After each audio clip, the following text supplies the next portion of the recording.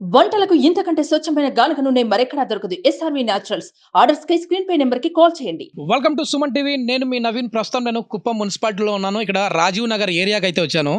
ఇక్కడ ప్రజలు ఏ విధంగా ఉన్నారంటే, ధన ప్రభావం ఏమైనా చూపుతుందా ఎన్నికల పైన? డబ్బు ఎక్కువగా ఎవరు ఇస్తే వారికి ఓటు వేసే విధంగా ఉన్నారా, లేదు అని అంటే అభివృద్ధిని కోరుకొని ఓటు వేస్తారనేది వారి మాటలోనే తెలుసుకుందాం. అన్న నమస్తే అన్న. నమస్తే అన్న. మొత్తం ఎన్నికల సమయము అంటే పైన సూర్యుడు చూస్తే బగబగ మండిపోద్దా అన్నాడు.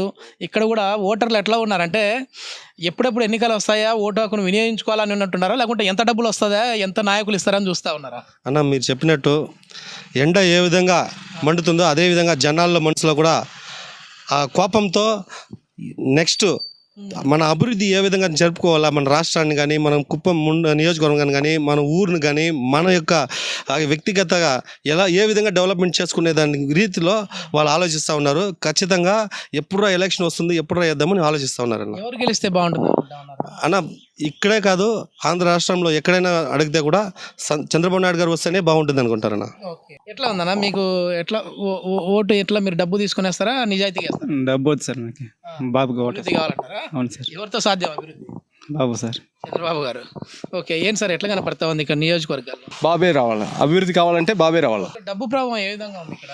సార్, డబ్బు ప్రభావం వల్ల ఓట్లు కొనలేరు సార్. మొత్తం ఏదో మ్యాక్సిమం అయితే వాళ్ళు, మినిమం అయితే ఏదో వాళ్ళు మెజారిటీ కావాల్సి ఉంటే తగ్గించుకోవచ్చు, కానీ డబ్బు విషయంలో గెలిచేది మాత్రం 100కి 100% చంద్రన్నే ఇక్కడైతే. రాష్ట్ర వ్యాప్తంగా కూడా సార్ ఇక్కడ ఎన్డీఏ కూటమే గెలుస్తుంది సార్. దాంట్లో ఎటువంటి ఇది లేదు, డౌట్ లేదు.